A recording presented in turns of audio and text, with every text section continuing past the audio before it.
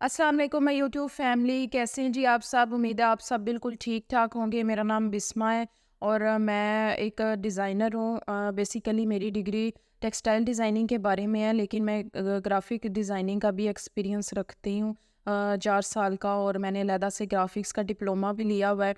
तो मैंने सोचा कि मैं आपको जितना नॉलेज कन्वे कर सकूँ, मेरे पास जितना है। वैसे तो इंसान सारी ज़िंदगी सीखता है, लेकिन मेरी कोशिश है कि जितना मेरे पास नॉलेज है वो मैं आपको कन्वे करूँ। क्यों? वजह ये है कि ग्राफिक डिज़ाइनिंग के कोर्सेज़ आपको यूट्यूब भरा पड़ा है, काफ़ी सारे मिलेंगे, लेकिन हर इंसान के समझाने का तरीका अलग होता है और हर इंसान को हर किसी का समझाने का तरीका समझ भी नहीं आता। तो ये है कि उम्मीद करती हूँ कि आपको मेरी वीडियोस पसंद आएंगी। मेरे समझाने का मकसद और मेरे समझाने का तरीका आपको पता चलेगा और समझ भी आ जाएगा। मेरा बेसिकली यही मकसद है कि मैं आपको कम टाइम के अंदर ज़्यादा कुछ सिखा सकूं। वैसे मैं यूट्यूबर हूं और मेरा दूसरा चैनल भी है, सईदा बिस्मा 458 के नाम से मेरा दूसरा यूट्यूब का चैनल है। तो मैंने सोचा कि उसके साथ साथ मुझे जो नॉलेज है, तो मैं चाहती थी कि मैं आपको उसके बारे में भी थोड़ा बहुत बताऊं। ये नहीं कि सिर्फ ग्राफिक्स के बारे में, मैं आपको पूरे डिज़ाइनिंग के कोर्स के बारे में बारी बारी हर फील्ड के बारे में बताऊंगी। इन सब का बेस एक ही होता है, डिज़ाइनिंग, ठीक है। उसकी बाकी कैटेगरीज होती हैं कि तो कुछ मल्टी मीडिया में, कम्युनिकेशन में, टेक्सटाइल, सरामिक्स और ग्राफिक्स, इस तरह करके कुछ कैटेगरीज बनी हुई हैं, उसमें डिवाइड हो जाता है। लेकिन मकसद ये है कि बेस एक ही है। तो सबसे पहले मैं जो आपको कोर्स सिखा रही हूँ वो ग्राफिक डिज़ाइनिंग का कोर्स है, और मैं चाहती हूँ कि आप मेरे साथ पूरा कोऑपरेट करें। अगर आपको कोई भी क्वेश्चन हो तो आप कमेंट सेक्शन में पूछ लें मेरे से, और जितने भी क्वेश्चंस होंगे सबके उनके लिए मैं एक अलग सी वीडियो बना दूंगी, ठीक है। तो आपने कोई हेजिटेट नहीं होना पूछते हुए। आपने को जो भी क्वेश्चन होगा आप मेरे से कमेंट सेक्शन में पूछ सकते हैं। तो आज की क्लास हम स्टार्ट करते हैं, और आज की पहली क्लास है, और इसके बारे में सबसे पहले हम सिलेक्शन टूल के बारे में पढ़ेंगे, ठीक है। तो अभी मैं अपना ट्यूटोरियल शुरू करती हूँ। हाँ जी, तो सबसे पहले बारी आती है जी इलस्ट्रेटर की। मैं सबसे पहले आपको इलस्ट्रेटर के बारे में बताऊंगी। और इलस्ट्रेटर आपने ओपन कर लेना है। न्यू पेज ओपन करने के लिए आपने क्रिएट न्यू पे क्लिक करना है, और एक डायलॉग बॉक्स ओपन होगा। उसमें पहले से उन्होंने साइजेस दिए हुए हैं पेजेस के। अगर उसके अलावा आपको कस्टम साइज़ चाहिए तो आप विड्थ और हाइट वाली जगह पे क्लिक करके आप अपने हिसाब के साइज़ लिख सकते हैं जो आपको चाहिए। उसके बाद वर्टिकल मतलब पोर्ट्रेट या लैंडस्केप आपको पेज चाहिए, वो भी है। आर्ट बोर्ड आपको कितने चाहिए। उसके बाद कलर RGB रखना है या CMYK, मैंने वैसे CMYK लिखा है। अपनी सारी सेटिंग इधर की करके तो आपने क्रिएट पे क्लिक कर देना है, और आपके पास एक पेज ओपन हो जाएगा। उसके ऊपर काम करने के लिए सबसे बेसिक आपको पता होना चाहिए कि जो लेफ़्ट साइड के ऊपर एक बार नज़र आ रही है, इसको टूल बार कहते हैं। इधर से जितने भी हम इलस्ट्रेटर में काम करते हैं टूल्स से, वो सारे टूल्स इस बार में मौजूद होते हैं। इन सब टूल्स के बारे में आपको हर एक वीडियो बना के मैं अलहदा से सिखाऊंगी, समझाऊंगी कि हर टूल का क्या फंक्शन है। और जो राइट साइड के ऊपर डायलॉग बॉक्स ओपन हुआ है, एरोज़ के ऊपर क्लिक करने के बाद वो कंट्रोल पैनल है। सब टूल्स को कंट्रोल जिन चीज़ों से किया जाता है वो सारी इसके अंदर अवेलेबल होती हैं, और जो नहीं अवेलेबल उनको भी ओपन करने का ऊपर जो टाइटल बॉक्स जिसको कह सकते हैं, कि उसके अंदर से आप किस तरह से इस कंट्रोल पैनल में चीज़ें ला सकते हैं, वो भी मैं बताऊंगी। उसके बाद ऊपर जो ब्लैक और रेड कलर है, एक जो रेड कलर है वो स्ट्रोक है, और जो ब्लैक कलर है वो शेप का कलर है, ठीक है। दोनों चीज़ों का कलर है, शेप ड्रा करेंगे। जो ब्लैक कलर में ड्रा है वो शेप है और उसका ही स्ट्रोक होता है। आप चाहें तो ऑफ भी कर सकते हैं, अगर आपको ज़रूरत है तो आप मतलब कि ऑन रखें। उसका साइज़ सामने 6PT लिखा हुआ है, उधर से आप साइज़ एडजस्ट कर सकते हैं जितना आपको साइज़ चाहिए। और सिलेक्शन टूल का सबसे जो मेन पॉइंट होता है कि वो मूव करने में और रीसाइज करने में काम आता है, कॉपी करने में काम आता है। ये सबसे पहला फंक्शन सिलेक्शन टूल का ये है कि इसकी मतलब कि जो बाउंड्री है ना, उसके पॉइंट्स को मूव करके शिफ्ट के साथ और विदाउट शिफ्ट हम लोगों ने उसको मूव किस तरह करना है। अगर आप विदाउट शिफ्ट करते हैं मतलब कि एक स्क्वायर जो होता है उसकी डायमेंशंस इक्वल होती हैं, ठीक है। मतलब कि अगर आप लोगों ने इसको मूव करना विदाउट शिफ्ट तो इसका ये होगा कि वो उसकी जो डायमेंशंस होगी वो चेंज हो जाएंगी, मतलब वो स्क्वायर से रेक्टेंगल में मूव हो जाएगा, ठीक है। या और तरह की भी काफ़ी शेप्स आ सकती हैं अगर आप विदाउट शिफ्ट करेंगे। और अगर आप एक स्क्वायर को या किसी भी शेप को शिफ्ट के साथ प्रेस करते हैं मूव करते हैं, मतलब कि क्लिक करके डायमेंशन, वो जो एंकर्स आ रही हैं ना इसके, उनके ऊपर क्लिक करना है और शिफ्ट प्रेस करके रखना है कॉन्टीन्यूसली, ठीक है। इसको मूव करेंगे तो इसका ये मकसद है कि जो हम शेप का हमने डायमेंशंस लिखी होंगी, जो हमने डायमेंशन सेलेक्ट की होंगी, उसके अलावा शिफ्ट जब प्रेस करोगे तो वो मूव बिल्कुल उन्हीं डायमेंशंस में करेगा, ठीक है। ये हो गया इसका एक फंक्शन।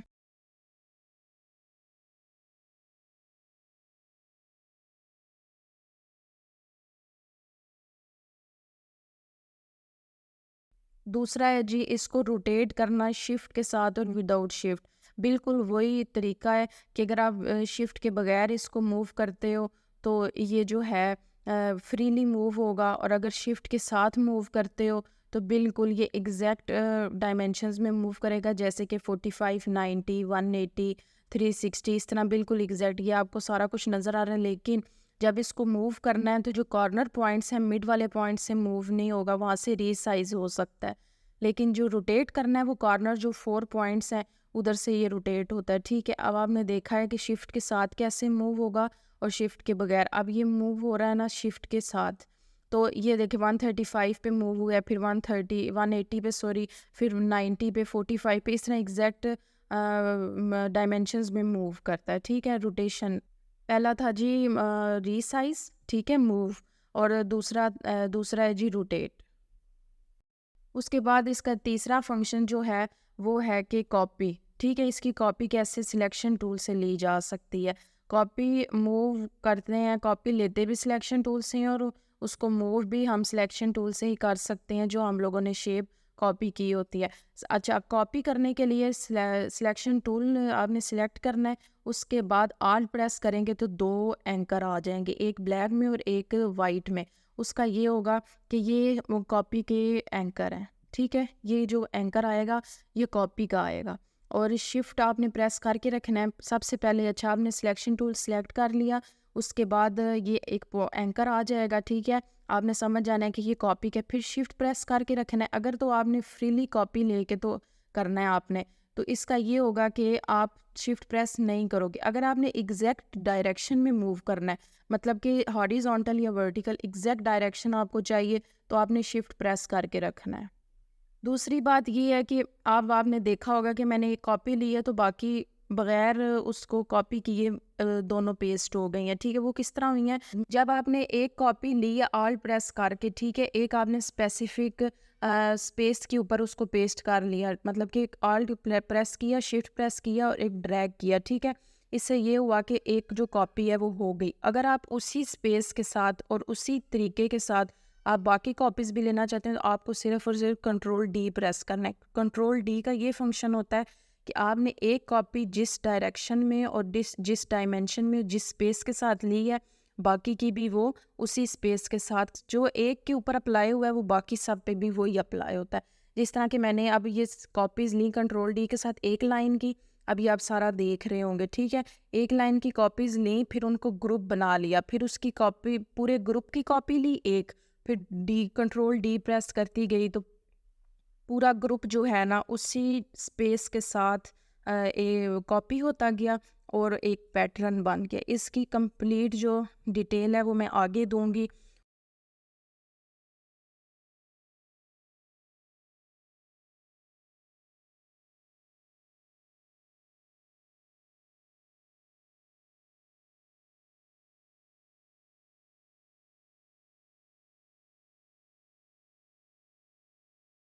उसके बाद चौथा फंक्शन इसका ये होता है कि चेंज कलर, ठीक है।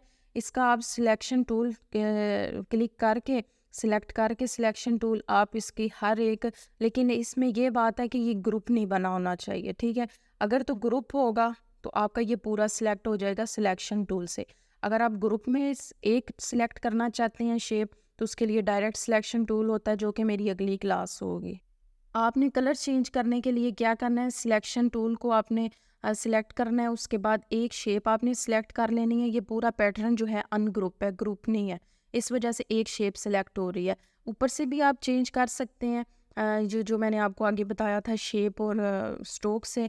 और आप जो टूल बार के अंदर आइकन्स आपको आ रहे हैं शेप और उसके स्ट्रोक के आपने उसके ऊपर 2 डबल क्लिक करना है, तो आपके सामने एक डायलॉग बॉक्स ओपन हो जाएगा। उधर से आप कलर भी सिलेक्ट भी कर सकते हैं। उसके बाद ये जो नंबर लिखे हुए हैं उधर आप नंबर भी पेस्ट कर सकते हैं, ठीक है। इस तरह से कलर चेंज हो सकता है। और बाकी अगर आप मतलब कि पूरा पूरा पैटर्न है ना, इसमें आप फ़र्ज़ करें 5 शेप्स को आप एक जैसा कलर करना चाहते हैं, तो आप क्या करेंगे, सिलेक्शन टूल से एक को सिलेक्ट करेंगे, फिर शिफ्ट प्रेस करके रखेंगे और बाकी की जो 4 शेप्स हैं ना उनको भी आप सिलेक्ट कर लेंगे। लेकिन ये है कि शिफ्ट प्रेस होना चाहिए, ठीक है। आपने शिफ्ट प्रेस करके रखा, बाकी की भी 4 शेप्स को सिलेक्ट किया, तो इकट्ठी 5 शेप्स सिलेक्ट हो जाएंगी और आप फिर एक एक जैसा कलर उन पांचों में कर सकते हैं। दूसरा तरीका ये है कि आप ड्रॉपर की मदद से एक कलर को पहले आप एडजस्ट कर लें, एक शेप में एक कलर को, फिर ड्रॉपर की मदद से हर एक को अलहदा सिलेक्ट करते जाएं और ड्रॉपर की मदद से वही वाला कलर आप बाकियों में कर सकते हैं। लेकिन ये थोड़ा लंबा प्रोसेस होता है। इजी यही होता है कि आप शिफ्ट प्रेस करके सारी शेप्स को सिलेक्ट कर लें जिनमें आप सेम कलर रखना चाहते हैं और एक ही दफ़ा आप कलर कर लें, ठीक है। अब बारी है जी मल्टीपल शेप्स में कलर को कैसे चेंज किया जा सकता है। अब जिस तरह की ये एक शेप है उसकी मैं कॉपीज़ लूँगी, CF प्रेस करके। C का मतलब कॉपी और F का मतलब फ्रंट, कॉपी इन फ्रंट। अगर आप कॉपी बैक पे लेना चाहते हैं तो आप CB press, control CB press करेंगे तो वो कॉपी बिल्कुल एग्जैक्ट उसी शेप में बैक पे कॉपी हो जाएगी, ठीक है। अभी मैंने कंट्रोल CF मतलब कंट्रोल कॉपी इन फ्रंट पे मैंने क्लिक किया, ठीक है। तो इसकी मैंने 3 कॉपीज़ ली हैं और उनका साइज़ सेट किया है, एक पैटर्न बन गया, ठीक है। सिलेक्शन टूल्स का ये होता है कि आप जब तक ये एक पूरी शेप है ना, इसके अंदर टोटल 4 शेप्स हैं, ठीक है। ये अनग्रुप है तो मैं हर शेप का अलहदा से कलर चेंज कर सकती हूँ। अगर ये ग्रुप हो जाएंगे तो इसका मैं कलर सिलेक्ट अलहदा से नहीं कर सकती। इसको क्लिक करूँगी ग्रुप में तो वो सारा क्लिक हो जाएगा और सबका एक ही कलर हो जाएगा, ठीक है। इसलिए अगर आप ये इसको ग्रुप करते हैं, आगे मैं चल के आपको दिखाऊंगी कि अगर ये ग्रुप हो जाता है मतलब कि वो दूसरी मेरी क्लास है डायरेक्ट सिलेक्शन टूल की। डायरेक्ट सिलेक्शन टूल इसलिए काम आता है कि एक ग्रुप चीज़ में अलहदा से आपने हर शेप का अलहदा से कलर सिलेक्ट करना हो तो वो डायरेक्ट सिलेक्शन टूल से आप कर सकते हैं ग्रुप में। अब ये अनग्रुप है इसलिए मैं हर शेप का अलहदा से कलर सिलेक्ट करने में मुझे आसानी हो रही है, ठीक है। अब जी मैंने हर शेप का अलहदा से कलर सिलेक्ट कर लिया और उसके बाद इनको मैंने ग्रुप कर लिया। अब ये सारा सिलेक्ट होगा, मैं जब भी सिलेक्ट करूँगी अब ये अलहदा शेप्स में सिलेक्ट नहीं हो सकता। अब इस पूरे ग्रुप की मैं कॉपी लूँगी, R प्रेस करूँगी, उसके बाद शिफ्ट प्रेस करूँगी, प्रॉपर एक डायरेक्शन में स्पेसिफिक एक डायरेक्शन में ये मूव करेगा, ठीक है। उसके बाद इसके कंट्रोल D से कॉपीज़ ले लूँगी। अभी वैसे मैंने कंट्रोल D से कॉपीज़ नहीं ली लेकिन आप ले सकते हो अगर आप बिल्कुल उसी डायरेक्शन में मूव करना चाहो, ठीक है। अब ये इसकी कॉपी मैं ले रही हूँ क्योंकि थोड़ा सा मुझे ना मसला हो गया था, एग्जैक्ट डायरेक्शन में ये मूव नहीं किया था। अगर ये एग्जैक्ट डायरेक्शन में मूव ना करे तो फिर कॉपी सही नहीं आती। इस वजह से अभी मैं अलग अलग कॉपी ले रही हूँ, ठीक है। अभी मैं आगे आपको दिखाती हूँ कि ये इसकी 4 कॉपीज़ लेने के बाद